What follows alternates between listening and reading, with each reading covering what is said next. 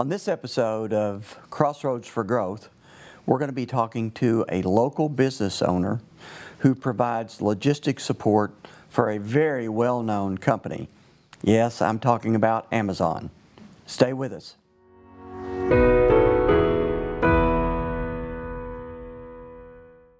Thank you for joining us on Crossroads for Growth.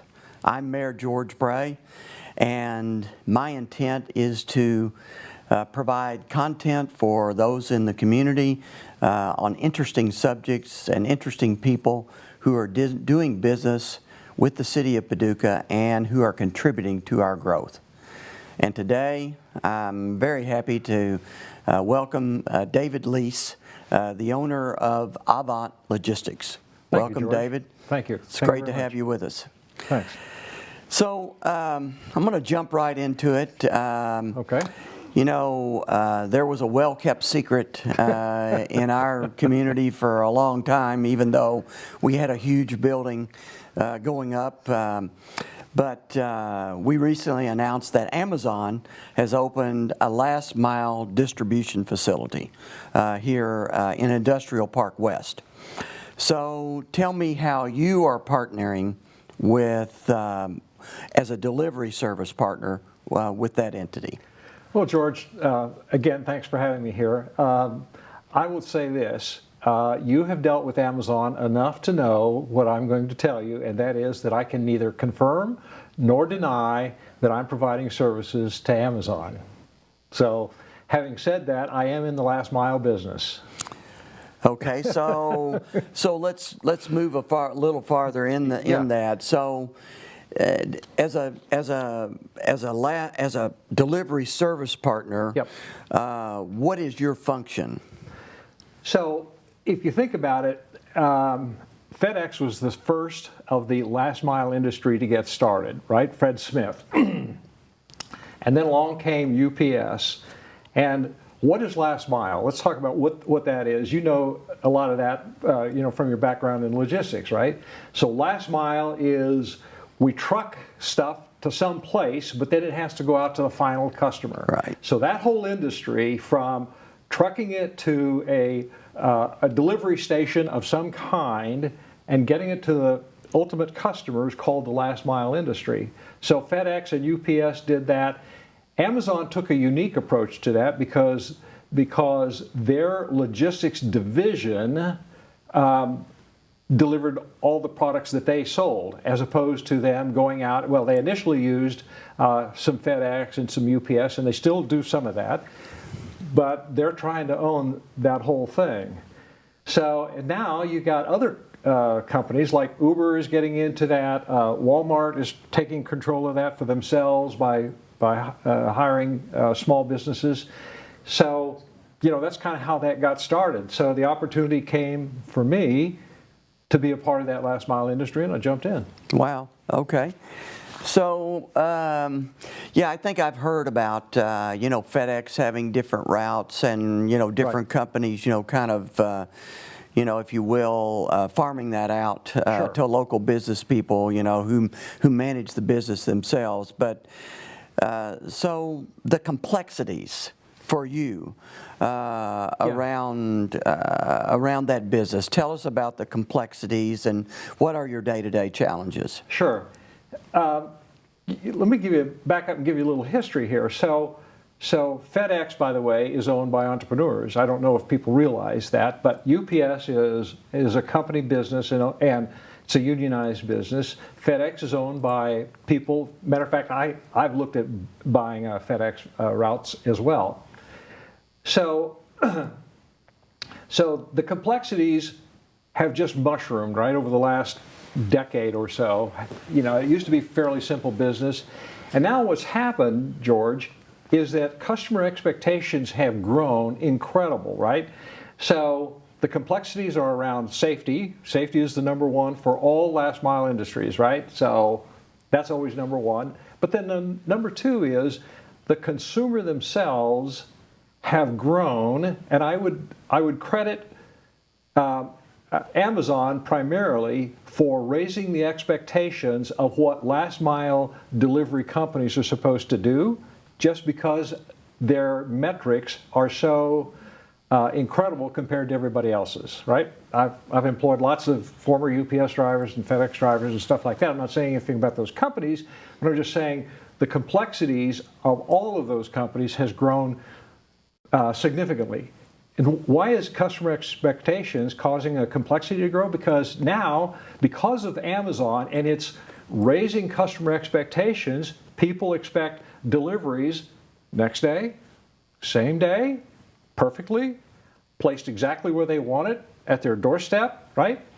And they want a picture of it, and they want to know exactly when it was delivered. So whether you're UPS, FedEx, Amazon, Uber, Uber has a logistics business.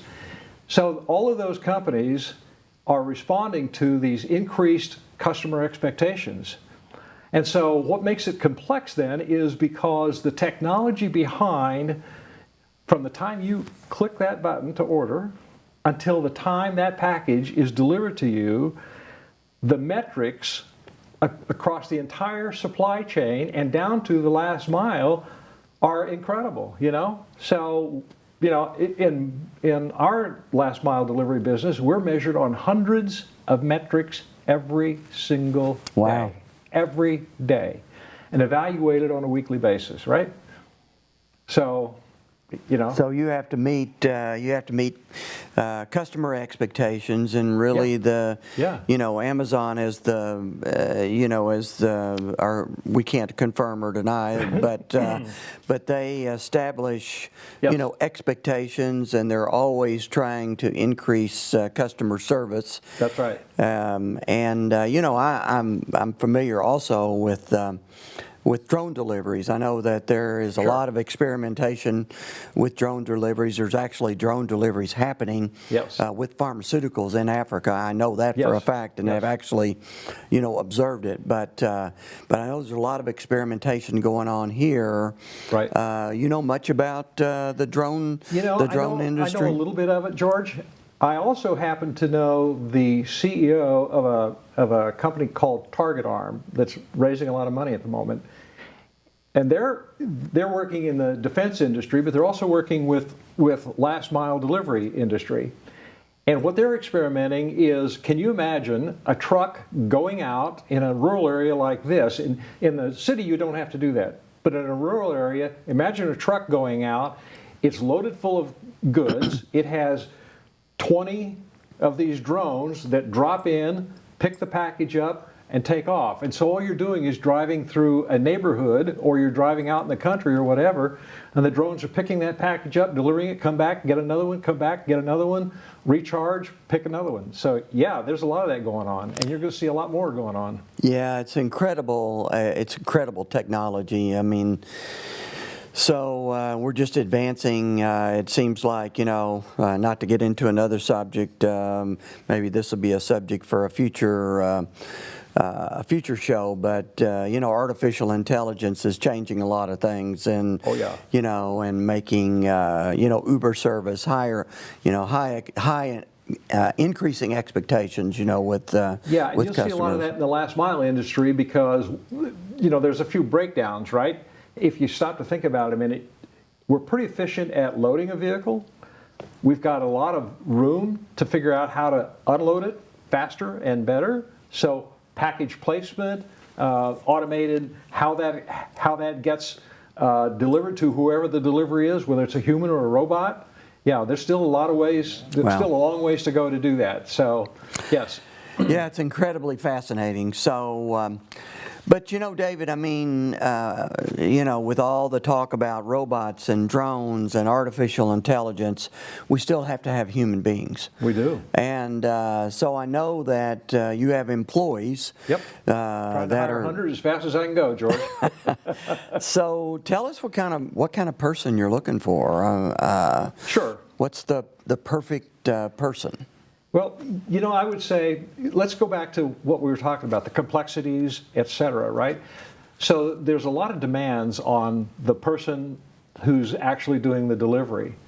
So I would say the thing that I look for most of all, the number one quality in a person is, believe it or not, humility. I tell my employees, I tell my managers the same thing. The number one quality that I want to look for in an employee is humility. Why? Because if a person is humble enough to be trained, coached, mentored, then we can say, okay, here's a very complex process. It's broken down into steps. Here are your processes for doing it. And when you fall down, okay, we'll pick back up, try this differently. And so we are constant communication. So, I'm running, 20 routes or whatever out there. Our drivers are in constant communications with the dispatch. Well, okay, you did this, don't do this, try this, those kinds of things. So number one is I think humility. That goes a long way because there's a lot to be learned and a lot to be coached on. You're really talking about, as I see it, I mean, humility is an element here, but you're talking about, sounds like you're talking about coachability. Oh, absolutely. Someone who, will listen and be led, Yes. down a path and Yes. and can do the tasks that they are asked to be being done on a regular basis. Yes, and to that extent, believe it or not, what demographic do you think absolutely shines in that area? Former military. So I've got former military types. They're really good at that. Yeah, that really makes a lot of sense. Yeah, it really yeah. makes a lot of sense. Yeah. So the ability to listen and to do complex tasks with great precision, coachability. Okay. Yeah. So we've already touched on this a little bit. We've talked a little bit about the future, but as you look down the road, how do you think these last mile delivery services are going to grow and change in the next few years? What do you foresee? Yeah, George, the last mile industry is morphing significantly, and it's all around a couple of things that I talked about: safety, precision, and speed, right? So it's squeezing out the little areas where I can improve on speed and accuracy, right? Like, for instance, using artificial intelligence to help locate those packages, things like that. If I can take out 1 minute out of every delivery, and I have 300 packages, right? That's 300 minutes, that gets purchased by just using a little more technology or a little more innovation. So I think you're going to see a lot of that. So customers are going to get what they want, when they want it, where they want it. Yeah. Well, I mean, the pace of change, as I just listened to you talk, the pace of change is incredible. It is. I don't think there's any reason that we wouldn't expect that it would continue, to accelerate, even at a faster rate in future years. Sure. So I'm going to throw a little different twist. Sure. You're in the last mile delivery service, but, companies like Amazon, Walmart, people who are providing very rapid delivery and fulfilling customer needs are changing the face of retailing. Oh, I mean, absolutely. essentially, retailers are having to adapt to these change, this competition. Yes. What can you give us your perspective on that? I mean, I know you're looking at it from one perspective. Yes. But you have to see it yourself. Sure. So, any insights there? I would say that's an interesting question. There's always going to be a place, I think, for the human touch, right? And so that's where I think, the last mile industry fills a niche of, I think, generic service. But if you want human service, where are you going to go? Well, you're going to go to, a local business. And that's what I do typically all the time. My first choice when I shop is a local business, right? So, and I think that's why in the face of even large box retailers, the right attitude from the right retailers, they can flourish in the face of that. So it just means that they have to sharpen, what they're doing. That's all. Okay, very interesting. So what I think I heard you say was that, first of all, the customers have to have the right approach. Sure. The right attitude, They probably have to be better at what they're doing than they've retailers, ever had to yes. be before. That's exactly right. And they have to sharpen their pencil. I mean, they have Yeah. to compete. Yes. Yes. But the combination of those two things can certainly help retailers survive the competition and even prosper. Right. Let me shift that just a little bit. So when I was in the consulting business, right? And I served the middle market, so companies from 10 million to probably $500 million. And I was working with the CEOs. Well, they could have easily hired McKinsey, but they hired me. Why? Me and my small firm, because I could provide a level of service that they weren't going to get from the McKinseys. I remember getting a call in my office one day from a CEO, $200 million company. David, why aren't you in my office? I say, what? He's in another city. He said, yeah, I need you. I said, be right there. Dropped what I was doing and left. That's what you do as a consultant. That's what you do as a small business. Yeah. So I know for a fact, you and I know each other, and I know that you moved your business from Chicago down here in order to take advantage of, the great qualities of our city, our community. Yeah. So we always talk about Paducah, McCracken County, our location in relation to interstates and inland waterways. We have a great airport terminal. Talk to me about what makes Paducah such an attractive location, and how can we further take advantage of that? Okay, let me talk to you from the personal perspective first. So, former military, right, and Fortune 500, and then private equity. I've had occasion to do a lot of travel, but I've also had the occasion to live in a lot of places, right? So I've lived in 11 states and 20 plus cities, and Paducah is, believe it or not, by far my favorite place. So if I had to pick from any place that I've lived, let's see, I've lived in Chicago, Boston, worked in New York, Miami, Princeton, New Jersey, all those kind of places, Paducah comes out far above everybody else. So it's great. So from a personal perspective, and I'll tell you why that's important here in a second. If you look at the demographics, my wife went to one of the local sheriff's meetings that they had, the community meetings, and he said, on any given day, there's 100,000 people in Paducah. Well, that number shocked me, right? I'm going, holy cow. And then, I talked to Jim Moore in economic development, there's 450,000 people within 50 miles of here, right? So it makes logical sense if you're in the last mile industry for some companies to be right here. And sure enough, you got Amazon, FedEx, UPS is right here.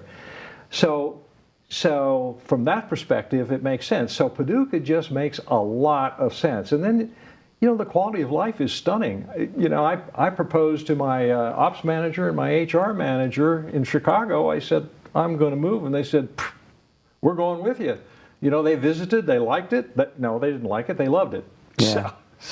Well, you asked my ops manager how he liked it, and he said, I don't like it, George, I love it. So, Well, certainly we all know that we have a quality of life. And so that's important because that combination of demographics and everything you talked about and the quality of life make Paducah just a great place to start a business of any kind. So, you've done a lot of things. You've been in the military. Your background's military, and then you started your own consulting business. And what have you learned from owning a business that you might share with others? That somebody young, somebody in their 20s who's thinking about branching out on their own and borrowing money, doing whatever it takes to open their own business, going after that gold ring. What couple pieces of advice? Yeah, let me just add some perspective to that, right? So, to what I've learned, when I was in the military, and in Ranger School, so what I learned there was that people are capable of far more than they ever thought possible of themselves, right? When I was in the Fortune 500 and I had lots of employees, what I learned is that people are more capable of doing things than they can believe. When I taught in a college environment, I had students who discovered that they were capable of far more than they ever believed, right? That's why I wrote the book. And that's what I found in small business, is that people are capable of far more than they have believed in themselves. I think as I get to know people, I believe in them more than they believe in themselves. And that's a great thing, because then you can help nurture and coach that kind of development, that kind of growth. I don't want people to work for me forever, and I tell them, my hope is that you'll work for me for 2 or 3 years and reach the height of perfection in this business. And then when you are ready and you find something better, heck, I'll write you a letter of recommendation. I'll recommend you, because you have worked and competed in one of the toughest industries on the face of this planet. And as an employee, anybody who gets you will be really happy with your performance. You have learned from the best. Man, I tell you, that's a tremendous message, really, Yeah. when you stop and think about what you're saying. Is really all of us have more capability than we give ourselves credit for. Yes. We just need somebody or some business, some reason, Yes. to really expand our reach, Yes. expand our potential opportunities. And I think I used to tell CEOs, I used to ask CEOs, what's your job? And they would tell me. And I said, no, your job is to make the people who work for you successful. That's it. If you can focus, and so for entrepreneurs who want to grab the brass ring, I would say, get the idea, test it out, make sure there's a real market for it. It's not just something you like to do. Make sure there's a serious market for it, and then go do it. But make the people you hire, or your partners or whatever, make them successful. Then you'll be successful. yeah, you've really given me a couple of ideas for our next couple of shows. I mean, Sure. one of them is leadership. Sure. We all know how important leadership is. Yep. I watched your leadership style, when I watched the loadout out at that company that some of us call Amazon. But I think leadership is very important, and I think a discussion about artificial intelligence in the future, probably is something that people would like to know more about. Sure. But what's next for you? I mean, are you happy? You've got, how many trucks do you have? Or how many? I just bought 7 more today, so I'm going to have, 35, something Okay, like so that. do you want to go to 135? You I mean, bet. what? So, If I can. As a matter of fact, I'm in talks to do something along those lines. That could be another opportunity for me. As it turns out, there are a lot of people in my position who are dying for rentals, and I'm thinking I might provide those. But you asked me what's next.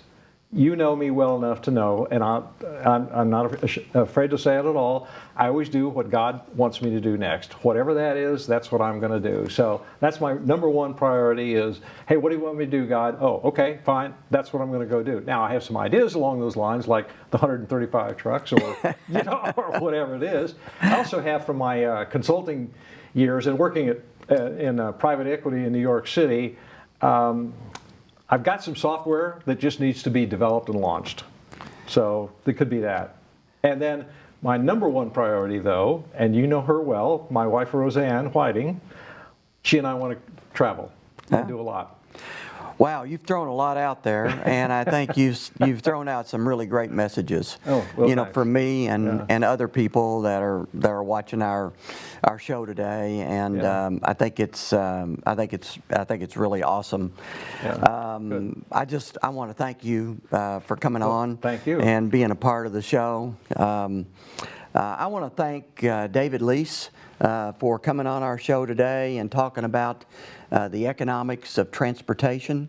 It's a fascinating thing, a fascinating discussion about a company that we all are very, very familiar with. And I would urge all of you to join me on the next Crossroads for Growth. Thank you.